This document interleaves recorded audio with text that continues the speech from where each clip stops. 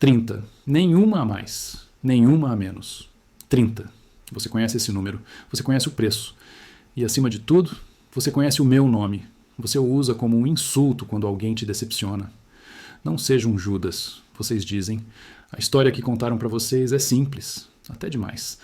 O vilão ganancioso, o ladrão da bolsa, o homem que vendeu o Filho de Deus por um punhado de prata, porque amava o dinheiro mais do que o mestre. É uma história confortável, não é? Ela faz vocês se sentirem seguros. Porque se eu sou apenas um monstro ganancioso, então vocês nunca seriam capazes de fazer o que eu fiz. Mas e se eu te dissesse que o dinheiro era a parte menos importante daquela mesa?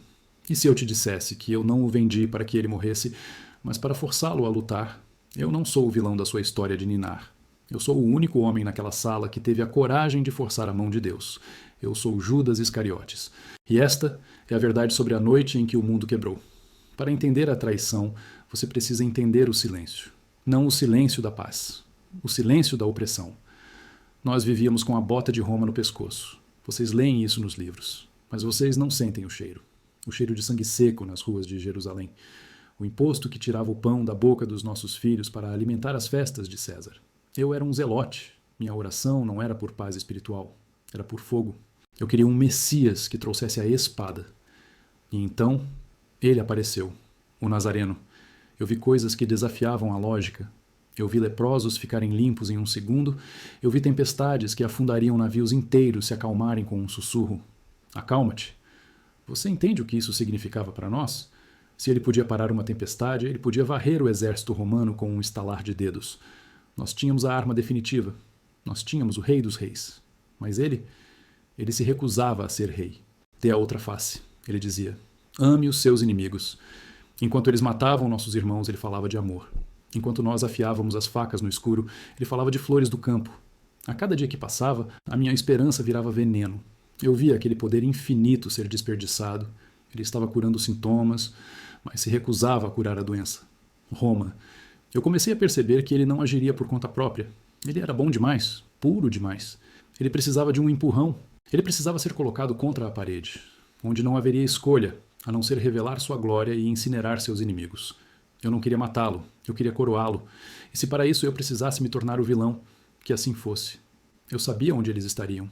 Não no templo, onde fingiam santidade à luz do dia, mas na casa de Caifás, onde as decisões reais eram tomadas, onde o sangue se misturava com o vinho.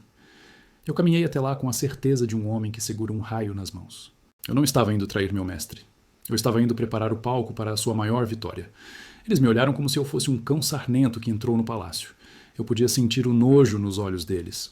Um pescador, um seguidor do falso profeta. Mas eles precisavam de mim. E eu precisava deles.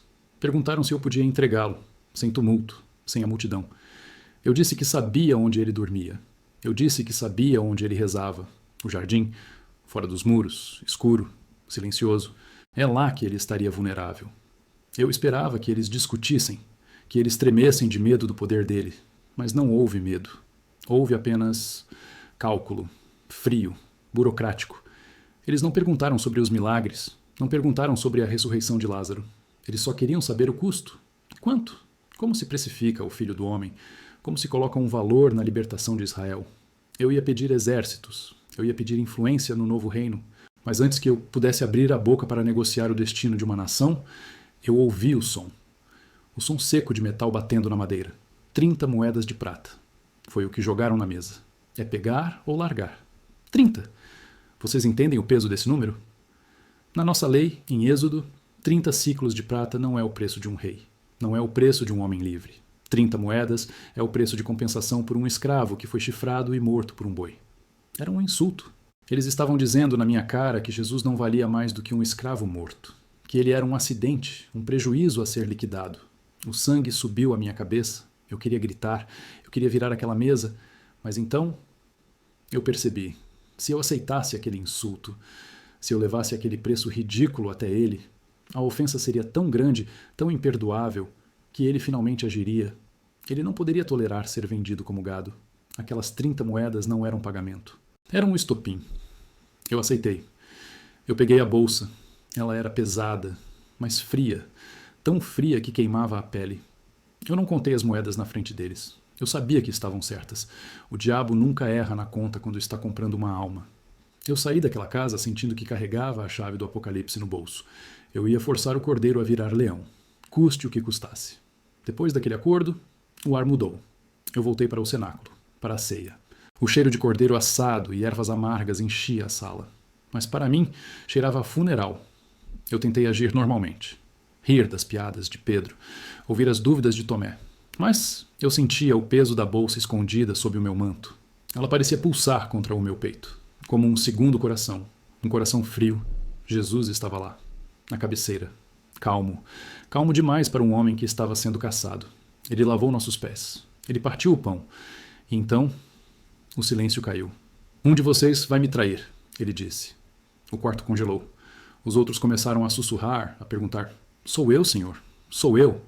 Eles estavam com medo de serem fracos. Mas eu estava com medo de ter sido descoberto. Eu olhei para ele. E ele olhou para mim. Não havia raiva nos olhos dele. Não havia medo. Havia tristeza. Uma tristeza tão profunda que parecia um oceano escuro. Ele sabia. Ele sempre soube. Desde o momento em que me chamou na beira do lago. Ele sabia que eu estava lá não para segui-lo até o fim, mas para apressar o fim. Ele molhou o pedaço de pão no prato. O gesto de honra para um convidado. Ele estendeu a mão e me deu o pão. O que você tem que fazer? Faça depressa. Aquelas palavras não foi uma condenação, foi uma permissão. Foi como se ele estivesse me dizendo: vá, acenda o pavio, eu estou pronto. Eu peguei o pão, mas quando o comi, ele não tinha gosto de alimento. Tinha gosto de cinzas. Satanás entrou ali, não como um monstro de chifres, mas como uma certeza fria e lógica. Não havia mais volta.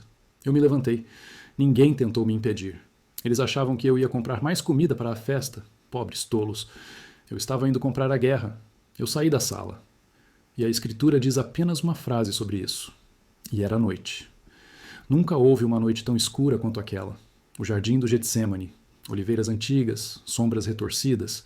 Eu cheguei com os guardas, com as tochas, com o barulho de metal rasgando o silêncio.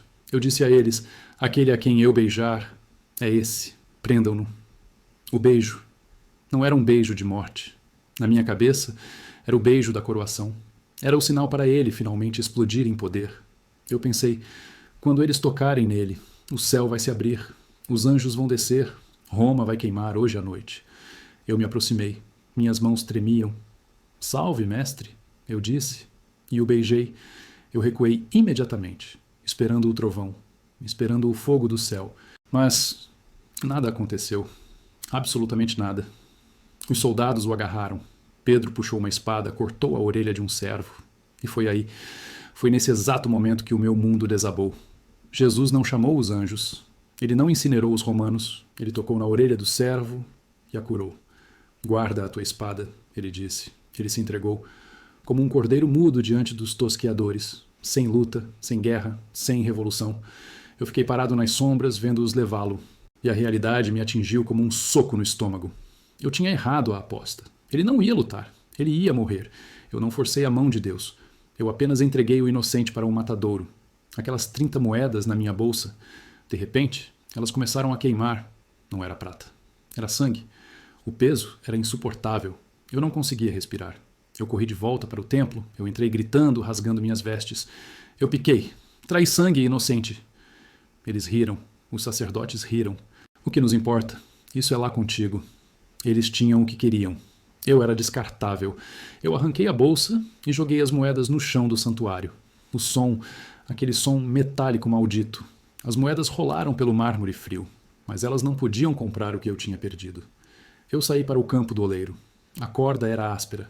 A árvore era seca. A história diz que eu o traí por dinheiro. Vocês me chamam de monstro para se sentirem santos. Mas a verdade terrível, é que eu o traí, porque minha fé era pequena demais para o plano dele. Eu queria um rei que matasse meus inimigos. Ele veio para morrer por eles. O dinheiro nunca foi meu. O preço não foi 30 moedas. O preço fui eu.